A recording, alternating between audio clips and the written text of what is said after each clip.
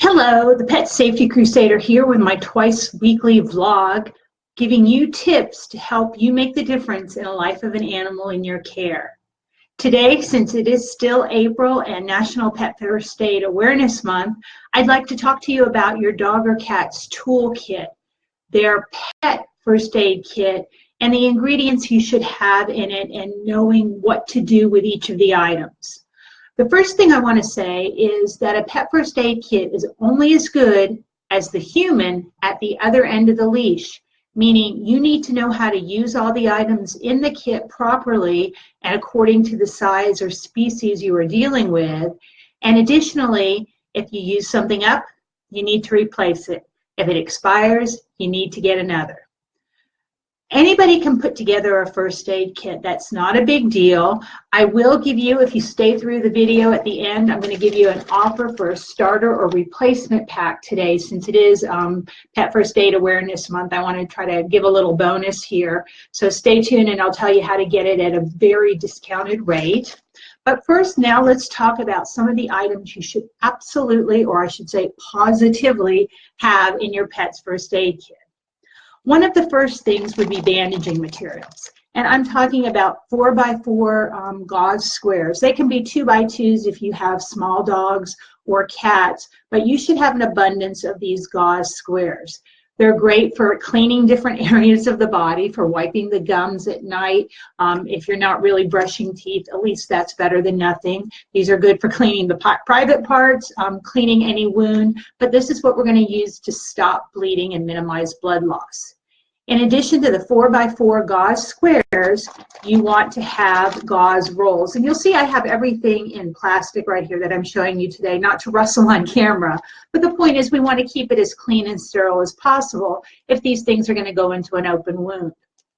With these gauze rolls, you can securely wrap the gauze squares we were talking about in place. You can use these to make a temporary muzzle, particularly on a dog if you don't have anything else. You could use this to splint if you're maybe making a splint out of, say, something like popsicle sticks. With a larger dog, it might be a rolled up magazine or newspaper. Bubble wrap can also make a good splint. So I'm just giving you some ideas of how we use these items. Another use for these could be, if you double it up, you can even really tie a kitty or a small dog carrier. If the lock isn't working, you can kind of make a temporary latch just so you don't lose the pet in transit. So we need those bandaging materials, and of course you can have adhesive tape to secure it in place, but what I generally prefer is the flexible stretchy wrap that sticks to itself and not to your pet's skin. It makes a great compression bandage which keeps that direct pressure on to minimize blood loss, but you'll see how stretchy it is. So we're not doing bandaging lessons today. Maybe we'll do it later in the month, but you want to just make sure you never wrap some of this flex wrap stretched to the max around a leg or any body part, because it would be like putting a rubber band around the pet's appendage and you would be cutting off circulation. But otherwise, that flex wrap is great. Some other things you can add, get some old pantyhose or knee highs or whatever you have available, and you can cut these into various lengths, and they're terrific on top of the flex wrap or sometimes even in place of it to go over the whole body or to go over the head to hold an ear bandage in place. Certainly you can get medical flexible bandaging materials, but any kind of sock or leotard or pantyhose that has spandex in it can be very beneficial. Hey, Barbara and Scott, nice to have you join in. If, by the way, any of you joining in actually have a pet first aid kit, let me know so that I know you're on the ball, or tell me you're going to be making one or getting one after this episode today. A couple other things I want you to have in your first aid kit are hydrogen peroxide. And those of you that haven't listened to me chat before are probably going to say, oh, well, this is for flushing out a wound or for making your teeth whiter. That's not going to be the main use in our pet's first aid kit. The reason we have hydrogen peroxide is to induce vomiting for certain types of poisoning. Now, I know you would never think of drinking it or giving it to your pet, but if it's a non-caustic, something that didn't burn on the way down, something that wasn't corrosive, because if it was that type of poison, we don't want to bring it back up. But say the dog got into chocolate, or even antifreeze, which although is a toxin, isn't caustic. Hydrogen peroxide is what we would use. 1 tablespoon for every 10 to 15 pounds of their body weight. And I've seen this work in 30 seconds to 5 minutes. You can give a second dose, but after that, if the second dose for some reason isn't working, hightail it to your veterinarian's office. They have an amazing drug called apomorphine, which will make your dog or cat throw up and throw up and throw up. And obviously, that's what you want in this kind of scenario when a pet has gotten into poison. Awesome. I see that 2 of you have pet first aid kits. You're good to go. But just make sure you go back through them once a year and make sure you replace anything that's expired or get another of anything you've used up. A couple more things I want to say about hydrogen peroxide is it needs to be kept at room temperature or even a little bit cooler. So I hope you have a pet first aid kit in your car if you're traveling about. But as we get into the warmer weather, we know when we get back into those cars, sometimes they can be really hot. So make sure you either take your kit out with your peroxide or that you replace it regularly. The good thing is it's readily available and it's inexpensive, so that is something we can do. But if it does get too warm, it won't fizz and induce that vomiting like we need it to. Another liquid product we need is eye wash. And most of these items I'm sharing with you, you can just get at the human drugstore or grocery store. You don't need to get pet-specific products unless I tell you specifically. But what you want to look for in eye wash on the ingredient label is that it's either purified water or saline solution, nothing else. We don't want any of the thimerosal or other contact lens type solutions. This way it can go in the eye without a problem for our dogs and cats to flush out any debris, but it can also be used to wash out a wound. This is actually a better choice for our pets than using the hydrogen peroxide to wash out wounds. Initially, the first time you're cleaning out a wound, and this applies to humans as well as pets, hydrogen peroxide is okay. It cleans, it sanitizes, it has some antibacterial products, but you don't want to be using hydrogen peroxide over and over and over on a wound, day after day or with successive treatments, because through its hydrogenation process, what it actually does is eats away the new skin that's forming, that's healing. So you're actually taking a step back with it. So you can use it initially, but never pour it into a deep wound in the body like a puncture wound. In that case, we would prefer to use chlorhexidine. It's that pink antibacterial soap. You'll see if you buy it at the drugstore, it might be under the brand name HybaCleanse, but it's chlorhexidine, and that is an absolute must for your first aid kit. It's great for washing your hands before and after treating a pet. It's great for cleaning out wounds. It's great for cleaning out that non-venomous snake bite, because a lot of you that I know that are here joining me today have already listened to my class, and if it's a venomous snake bite, we don't want to create circulation and create movement around a venomous snake bite. So that would only be in the case of a non-venomous. And just, a couple of little bits of trivia out here. How would we know it's a non-venomous snake? Well, I'm going to have to leave it to all of you to know what reptiles and other venomous and poisonous creatures are indigenous to your particular areas. And we all grew up learning a lot of those rhymes like red on yellow, dangerous fellow, red on black, venom whack. But if you just want some really quick tips, if you actually see the bite wound on your pet and it looks like a row of teeth, like if you or I took a bite out of a sandwich or an apple, only much smaller, that would be a non-venomous snake. Our venomous snakes are going to leave puncture wounds. Generally 2, but sometimes they miss and only get with 1 fang. And in the case of some species of rattlesnakes, they shed a fang every 6 weeks, so they may only have 1 fang at any moment in time. So that's just a good thing to take note. And if you see any kind of puncture wound and your pet is swelling or your pet is licking at it, get him to veterinary care. Okay, back to our pet first aid kit items. Well, how are you going to get the hydrogen peroxide in your pet? You're going to need a needleless syringe or an eyedropper. With a larger dog, you may have a turkey baster as part of your first aid kit. But this is how you're going to get a lot of the liquid medications, and it's also a great way to get fluid into your body, into your pet's body when they're dehydrated. You're going to, pull back on the plunger and suck it up, and then just slowly press the plunger, dribbling a little bit at a time. Don't ever, shoot the whole thing at once. It's always so important when we're giving our pets fluids of any kind that we give them time to swallow. Even those dogs that will drink out of a sports or any kind of bottle, take it away from them. Give them time to swallow. I'm sure when you were younger, some of you may have had a mom that said, slow down, it's going to go down the wrong pipe. Or you'd actually start coughing and gagging because you literally were getting it into your airway. The same thing happens to our pets very often when they're just so voraciously drinking water out of their bowls, or if we're pouring water down their throats, it can go down the wrong pipe and into their lungs, and you can actually drown them. I know we always think about drowning as being when a person or an animal is in a body of water, but what it is when the lungs filled with water. And you can't just turn an animal or a person upside down and have it drain out. There's all these twisty-turny bronchiole and bronchioli, and the water absorbs very quickly. So most animals and people have to be intubated in order to get the fluids out. So let's take great caution with that. A few other items of importance would be some blunt nose scissors. Nothing with too sharp of points because you don't want to hurt your pet.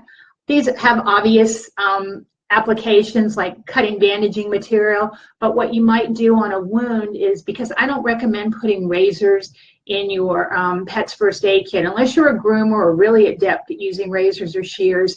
You're already nervous because something's wrong with your pet. He's probably feeling anxiety too.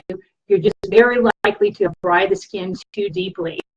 With scissors, you can just trim the fur, short around the wound.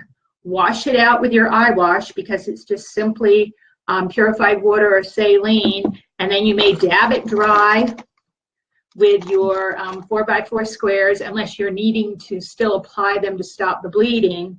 And then you would put a bandage in place, or if it was something that was just oozing, you would then get your triple antibiotic out of your first aid kit. So this is a Neosporin type product that you want to have in your pet's first aid kit.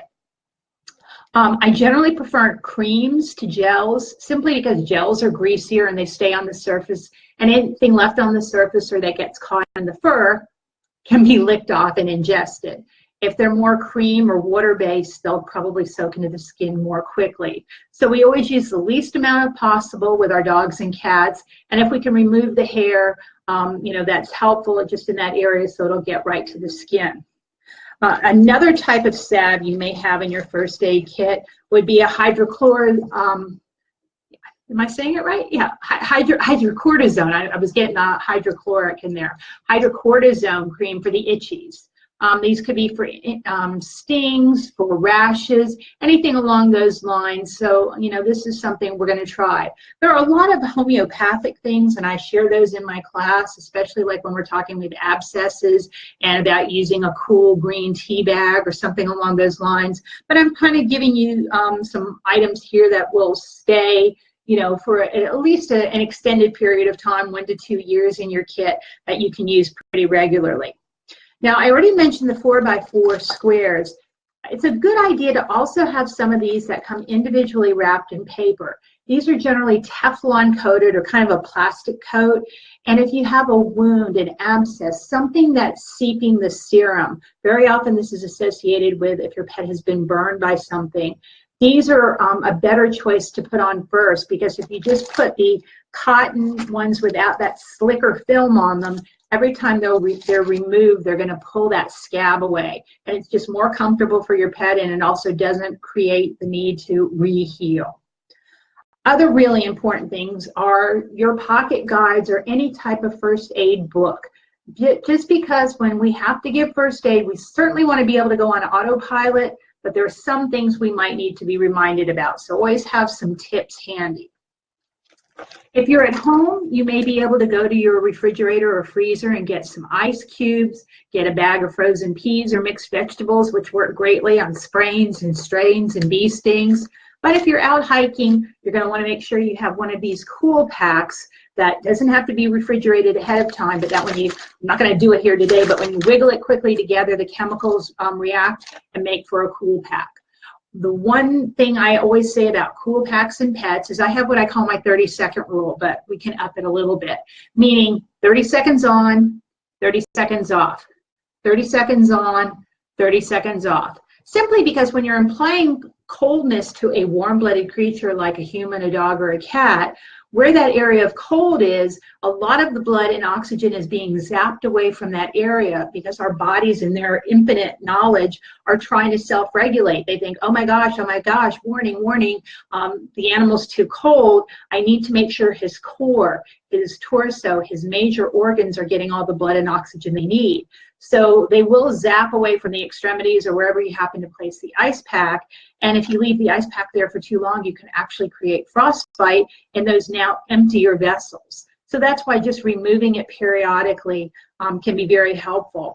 There are some instances where we're going to actually trade back and forth between cold and warm compresses. One of the first ones that comes to mind, just simply because I was writing about it the other day, would be jellyfish stings. And after we've done the initial treatment for that, we would, as on the way to the vet, trade back and forth between cold and warm compresses because we want to take down the inflammation with the cold, but then we want to get the blood circulating with the warm so we start flushing the toxin out of the system. Then we want to cool it off to eliminate the inflammation, and then we want to get things moving again. So, you know, obviously I'm just giving you little itsy bitsy tips here today. The idea is to get your tools together, and I'm trying to give you an idea of how you're going to use them. Now, tweezers are most beneficial. They can be used to remove a tick, and we do pull a tick. We don't, you know, twist with the wrist and try to unscrew it. You can't unscrew a tick. You want to pull it straight out. The one thing that is kind of helical in nature that you may come across with your pets are foxtails. But even them we can't untwist out. So you have to search for them, and very often they have to be surgically removed because they do literally kind of screw down into your pet's body, and then they break apart, and it's very difficult. But tweezers are helpful for removing ticks, sometimes a splinter, sometimes debris out of a cut or a wound, sometimes even getting something out of the back of the throat because their saliva makes it very sticky and slippery, and it's hard for our fingers to grasp. Then, of course, we want to have a thermometer. And it can just be a digital thermometer. They're kind of more generically labeled these days. You know, even though they go under the tail, it doesn't matter which kind we use, but a great accompaniment to it, and I just had it here and I moved it. Well, here it is somewhere, is the lube of some sort. KY jelly, Vaseline, even aloe vera gel or vitamin E gel, just something to make it slide in more quickly.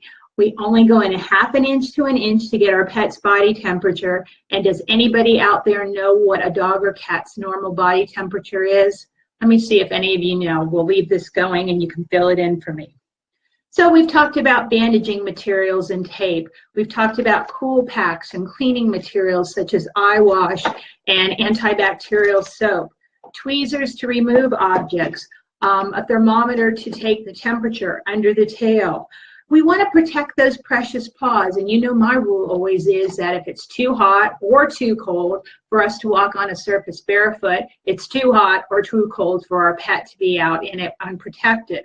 So having some sort of paw wax can be very beneficial. Read them. We like to get these kind that are much more natural, that it won't hurt if our pets are going to lick them off. But some then only are, you know, serve the purpose for hot or cold. And obviously if it's a cold surface and there's been melting salts out there, you're going to need to wash your pet's paws off. But these different types of waxes and salves and balms, you know, they're kind of I don't want to say greasy, but they're smooth. They can be very beneficial to protect the surface of the pet, also to condition the surface of the paw. I think a lot of you that are joining in today watched when I was talking about aromatherapy a few weeks back. And, you know, some people that make aromatherapy, like my friends at Earth Heart, are starting to develop paw balms. My friends at Paws, P-A-W-Z, make a very natural wax as well. So both of those can be beneficial for moisturizing, but also protecting from the heat and the cold. But sometimes you're going to want some kind of booty that works really, really well for your pet. You want to make sure it isn't just a sock, that it has some kind of rubber to it, or that they're all rubber all over, but that just will protect the pet's paw from the surface. Awesome Possum Scott Black. 101 degrees Fahrenheit is our dog or cat's average temperature. The range is 100.4 to 102.5, but 101 is the average, so good job. All right, so you've got all these tools together to help your pet, but what is probably one of the first things you need to do, especially if it's treating your pet for something he might be in pain? You're going to have to safely restrain and muzzle him.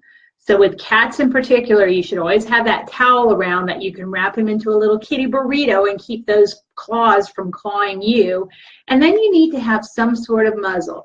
I like to call it a temporary muzzle because it's not something we're going to keep on him the whole time, but it's to keep us safe so that we can continue the first aid needed. When you are putting together your own cat or dog's kit, you can have a muzzle in there that's specific to them. If they have a more flat-based, if they're a kitty cat, if they have a longer snout, get what works for them, and size-wise, if they're small, medium, or large.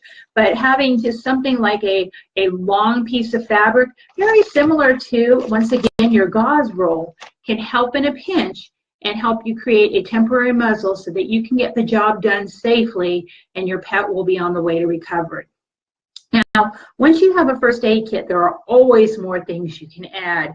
And one of the things I would put right at the top of the list is diphenhydramine. You may know it as Benadryl, but it's what we're going to use in the event of a bee sting. And we know dogs and cats like to snap at bees, so this is a very good thing to have on hand. It's also good for various allergies, maybe like if they're having a grass or a pollen allergy. Hey, Michelle, nice to have you joining in, and Nancy too. But this can also be used during those times of the year when there's fireworks or thunderstorms, because this will make your pet very sleepy in most cases. I don't want to say that you can't overdose, because of course you can overdose a pet on this. But what I want to say is that you can use it for a while. Say you're having a chain of thunderstorms. You can use it for consecutive days, but what does tend to happen sometimes is the pet sort of becomes immune to it and it's no longer effective. So you only want to use it really when you need it, and it's 1 milligram per pound of your pet's body weight. It comes in tablets, it comes in liquid form, and it comes in these gel caps. What I like about the gel caps is you can just pierce them with a straight pin and squirt it underneath your tongue, your dog or cat's tongue. Anything that goes underneath the tongue, it's called sublingual, and it actually gets into their system a little quicker than anything they have to swallow, and that has to be processed through the stomach into the bloodstream. So, anytime we can save a little bit of time and make things more effective quickly, it's beneficial. When you are buying diphenhydramine, though, make sure it's purely diphenhydramine. It can't have cetirizine, pseudoephedrine, or acetophenamine in it. So make sure it doesn't have anything else. Some dogs can take cetirizine, but not in conjunction with diphenhydramine. And some of those other chemicals are not good for cats at all. So just strictly diphenhydramine.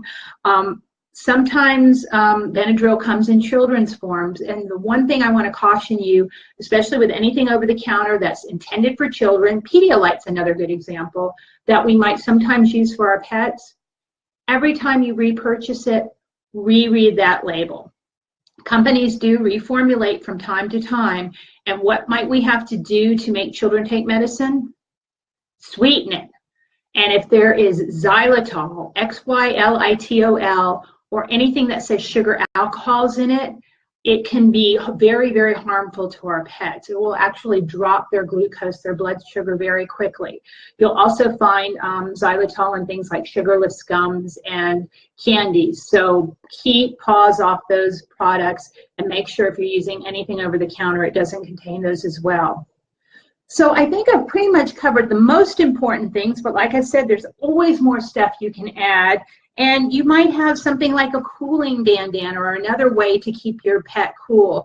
Sometimes there's these gel forms, not very dissimilar to a cold pack that might go in a vest for your pet, or one of these bandanas that have the beads in it that you soak in water. Those might be something helpful. You may want to add splinting material to your first aid kit. Again, I mentioned things like popsicle sticks for a cat could, work in a pinch. a rolled up magazine or a newspaper, but splinting material that actually has like aluminum and a foam core that you can bend and shape around the leg can be beneficial. Bubble wrap, especially if it's the bigger types of bubble wrap, it might make some noise and freak some animals out, but that can be a good thing to wrap a leg with. And those of you that have taken the class, you know we go into a lot of explanations and idea thinking about what we can do in a bind. Something else that's beneficial is a triangular bandage. Not only can this serve the purpose of being a sling, like underneath the hindquarters to help a pet walk, it's how we can secure a kitty to a cookie sheet. Why would we want to secure a kitty to a cookie sheet?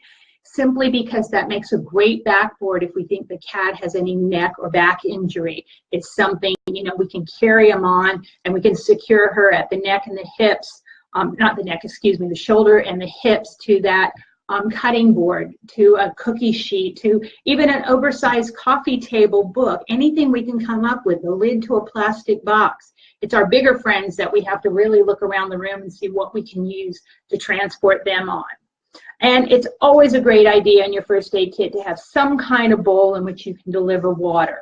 It might be one of the trays that a water bottle pours the water down on. There's all kinds of newfangled things, a small cup, an inflatable bowl, but make sure you always have a way, even if it's just that syringe or a clean spray bottle, to deliver water to your pet when they need it most.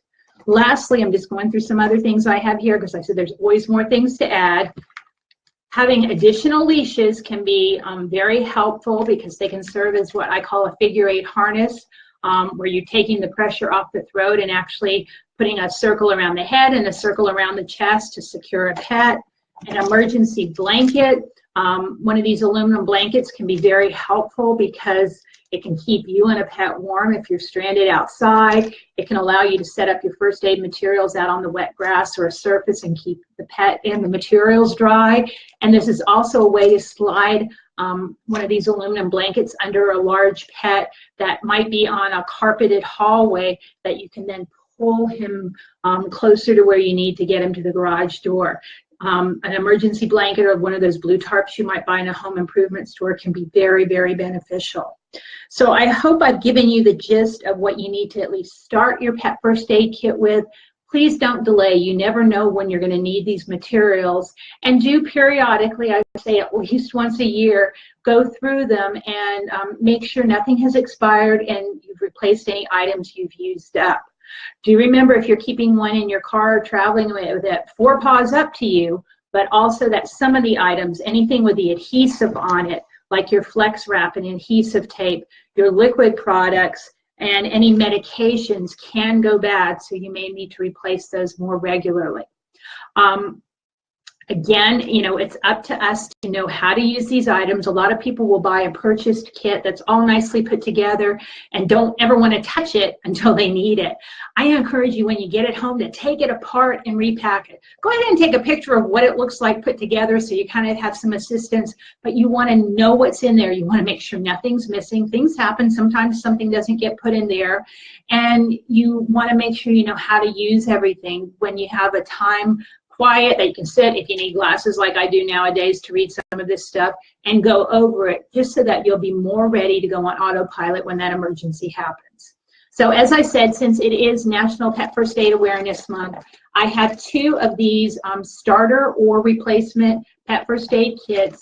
I call them either because it's a great way, a bunch of materials to get started on a kit, or if you already have a kit and have used up some of the items, this is a great thing to have to replace it. These normally sell for $69. I'm going to give them to you if you put a comment or just private message me for $25 off. So 69 minus 25 is what is that? For $44, you can get one of these starter kits, and they have the Hyba Cleanse antibacterial cleanser. They have the latex-free, powder-free gloves. They have the conforming gauze, the gauze squares, the sterile non-stick pads, oral medications that we talked about. I guess I didn't mention the antacids, bad me, I'll go back to that in a minute, and the diphenhydramine, antiseptic wipes, triple antibiotic, hydrocortisone cream, the lubricant for the thermometer, resealable bag for treats, Also, the apple and pumpkin fiber that I so much like having, you can reconstitute it or just sprinkle it dry. And this is great for helping a cat cough up fur balls, for helping a dog that has diarrhea firm up the stool, for pushing things through if they're constipated. And it's also good if you have a pet doing the little butt scoot boogie around the floor because he has impacted anal glands.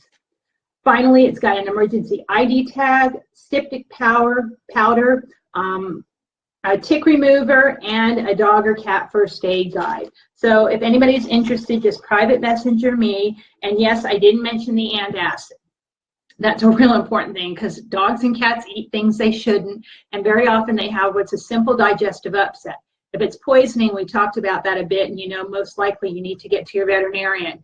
But what I like using is, it's actually called Alcalac, A-L-C-A-L-A-K. It actually tastes pretty good. They're chewable tablets. But if you're buying something in liquid form, Mylanta or Gaviscon are best. 1 teaspoon for every 10 to 15 pounds the pet weighs. Personally, I have nothing against Pepto-Bismol, but it has too much salicylic acid, which is like aspirin, and can cause our dog or cat's stomachs to bleed. So I encourage you not to use that and to use something like the Alcalac or a Tums. A lot of dogs will chew up the Tums because it's got some sugar in it and it tastes good. The only thing about the tablets versus the liquid, and I know the liquid's a lot harder to get into them, and it has a shorter shelf life. But if they don't chew the tablets good, it doesn't do a whole lot of good because it remains in chunks, and it can actually, in an x-ray, when it gets to their intestines, look like chunks of calcium, like they've been chewing on bone or something. So if you are using the tablets, if anybody is old-fashioned enough to have a mortar and pestle or any way to grind that down, I would advise that first, just so that it really is coating the stomach and helping your pet feel much, much better.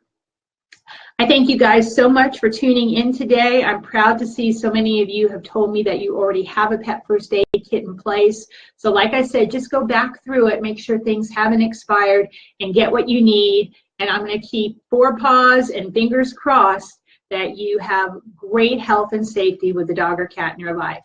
I'll see you on Monday for more pet tips. Bye-bye for now.